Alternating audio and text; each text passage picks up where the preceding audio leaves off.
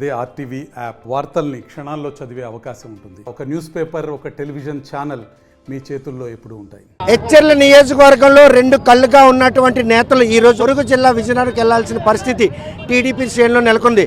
ఎచ్చెర్ల అభివృద్ధి కోసం అనునిత్యం శ్రమిస్తూ ఈరోజు 2024లో ఎమ్మెల్యేగా అభ్యర్థిగా పోటీ చేయాలని ఆయన ఆకాంక్ష ఈరోజు పక్కనున్న జిల్లాలో పార్లమెంటరీ స్థానానికి ఎదిగినటువంటి ఘనతను ఆర్జించినట్టు కలిసెట్టి అప్పలనాయుడు ఆయన ఈ నియోజకవర్గ ప్రజల గుండెల్లో గూడు కట్టుకున్నారు. మరో సీనియర్ నేత కూడాను జిల్లాలో ఉన్నటువంటి చీపురుపల్లి నియోజకవర్గ ఎంపిక చేశారు. ఈ నేపథ్యంలో మొట్టమొదటిసారిగా విజయనగరం ఎంపీ అభ్యర్థిగా వారి పోటీలో దిగనున్నారన్న విషయం తెలిసి శ్రీకాకుళం జిల్లాకు సంబంధించిన వాసులందరూ కూడాను ఘన స్వాగతం పలికేందుకు సరిహద్దులో చేరుకుని ప్రస్తుతం ఆయన శ్రీకాకుళం జిల్లా లోపలికి వచ్చే పరిస్థితి. రేపు విజయనగరం జిల్లా ప్రచారంలో బిజీగా ఉన్న ఆయన చివరిగా ఎచ్చెర్ల టీడీపీ శ్రేణులందరినీ కూడాను ఏం సందేశం ఇవ్వబోతున్నారు, నాయకత్వం లేకుండా ఇబ్బందులు పడుతున్న ఎచ్చెర్ల టీడీపీ శ్రేణులకి ఎటువంటి భరోసా ఇవ్వగలుగుతున్నారు అనే విషయం ఆయనతో మాట్లాడదాం.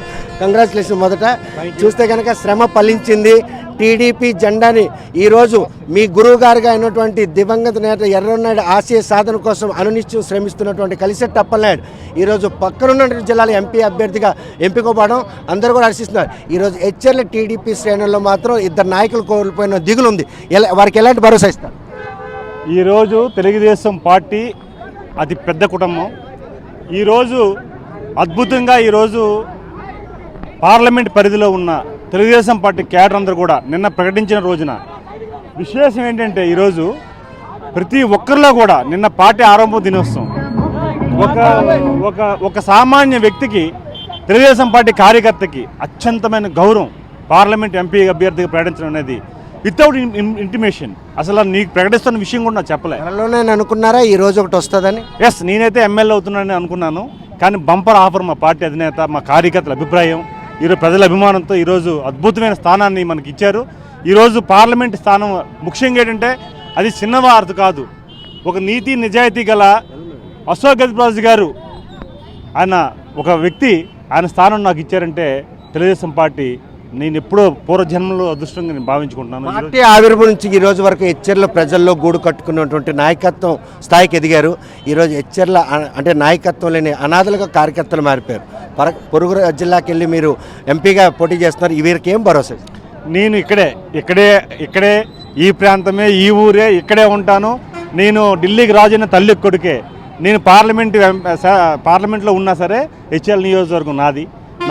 నన్ను మా బిడ్డగా ఈ నియోజకవర్గం ప్రజలు కానీ క్యాడర్ కానీ మా బిడ్డగా వాళ్ళు భావించుకొని ఈరోజు నన్ను ప్రోత్సహించిన అభిమానించినటువంటి వ్యక్తి ఈరోజు చేయి జారిపోయే పరిస్థితి ఉందని ఆవేదనలో ఉన్నారు. నో ఎందుకంటే పార్లమెంట్లో కూడా హెచ్ఎల్ నియోజకవర్గం భాగమే. అందుకే 7 నియోజకవర్గంలో భాగం కనుక ఖచ్చితంగా ఈ నియోజకవర్గంలో నేను ప్రతి కార్యకర్త, ప్రతి ప్రజలు ఈ నియోజకవర్గంలో నా పట్ల ఎంత నమ్మకంతో ఉండి మా బిడ్డ అయితే, మా మనిషి అయితే, మా అప్పలనాయుడు అయితే బాగా చేస్తారని నమ్మించి నన్ను ఇంతవరకు ప్రోత్సహించి అధిష్టానం కూడా ఈరోజు మా నాయకుడు, అధినాయకుడు చంద్రబాబు నాయుడు గారు కానీ, మా యువ నాయకుడు, మా బ్యాక్ బోన్ నారా లోకేష్ గారు కానీ వారిని కూడా ఈరోజు అప్పలనాయుడు వైపుని తిప్పించారంటే ప్రజలు గొప్ప. ఈ దివంగత నేత ఎర్రన్నాయుడు గుర్తుకొచ్చారు ఈరోజు మీకు? యాక్చువల్గా నేను హైదరాబాద్లో వెళ్ళేటప్పుడు నాకు ఫస్ట్ మిత్రుడు పెట్టాడు, నాకు ఇంటిమేషన్ లేదు. బొబ్బులి విజయనగరం పార్లమెంట్ అభ్యర్థిగా కలిసి అప్పలనాయుడు అని చెప్పి పెట్టేటప్పుడు మాకు గుర్తొచ్చేది ఫస్ట్ ఎర్రన్నాయుడు గారు. ఎందుకంటే ఆయన ఇప్పుడు కూడా అనేవాడు, మనం కలిసిట్టి ఒకసారి చట్టసభల్లోకి వెళ్తే ప్రజలు బాగుంటారనే గుర్తు వెంటనే వచ్చింది. ఖచ్చితంగా వెంటనే నేను స్మరించుకుంటూ నేను మా నాయకుడిని లోకేష్ గారిని కలిసి థ్యాంక్స్ చెప్పడం వెళ్ళేటప్పుడు నేను ఆయనకు ఆ మాట కూడా చెప్పాను. నేను ఈరోజు బాబు గారు కానీ మీరు కానీ నాకు ఈ స్థానం ఇస్తున్నారంటే నా నియోజకవర్గం ప్రజలు, క్యాడరు, ప్రత్యేకంగా ఎర్రనాయుడు గారుతో తిరిగిన అనుబంధం ఈరోజు నాకు ఉంది. ఆ ఆనందం కలిగింది. ఎందుకంటే ఇక్కడ నాకు ఇప్పుడు కూడా ఒక మనిషి మంచి చేస్తే ఏ మనిషి నేను గౌరవిస్తా, అభిమానిస్తా. ఆ ఘటనలో ఈరోజు మళ్ళీ జనంలో ఉన్నారు.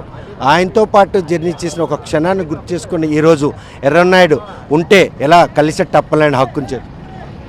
ఈరోజు ఆయన ఆత్మ పైనుంచి ఆయన ఎంత ఆనందిస్తాడో శివాజీ గారి ఫోన్లో నాకు ఉదయం తెలిసింది. ఆయన ఒక మాట అన్నాడు, రే అప్పలనాయుడు ఈరోజు ఎర్రన్నాయుడు ఉంటే చాలా ఆనందించేవాడు రా.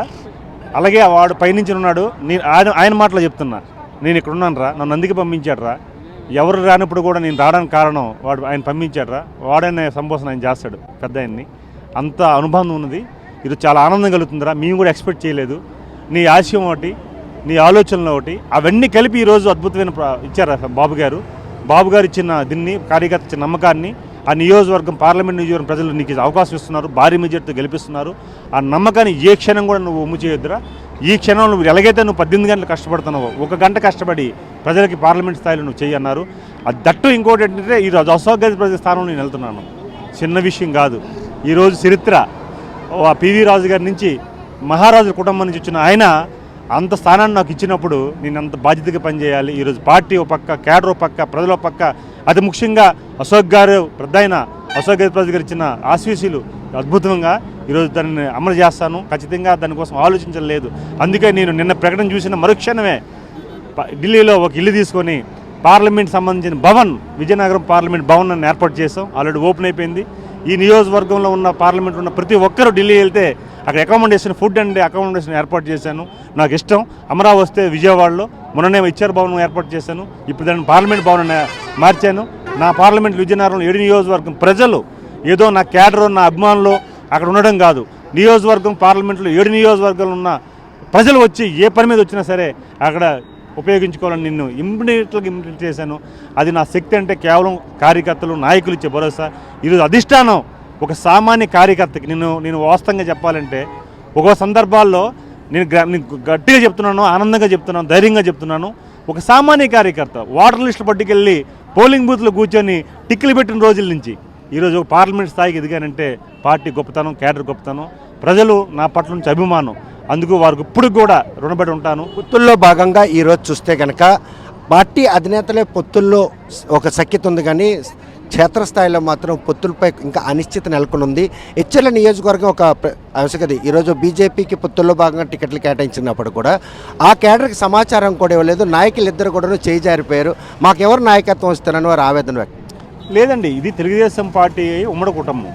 ఇక్కడ 1-2 రోజులు అంతా అడ్జస్ట్ అయిపోతుంది. ఇది పెద్ద ఇష్యూ కాదు. రెండోది ఏంటంటే తెలుగుదేశం జెండా. నాకు ఫోన్ చేసి ప్రతి ఒక్కరు చెప్పారు ఒకటే, సైకిల్ గుర్తు.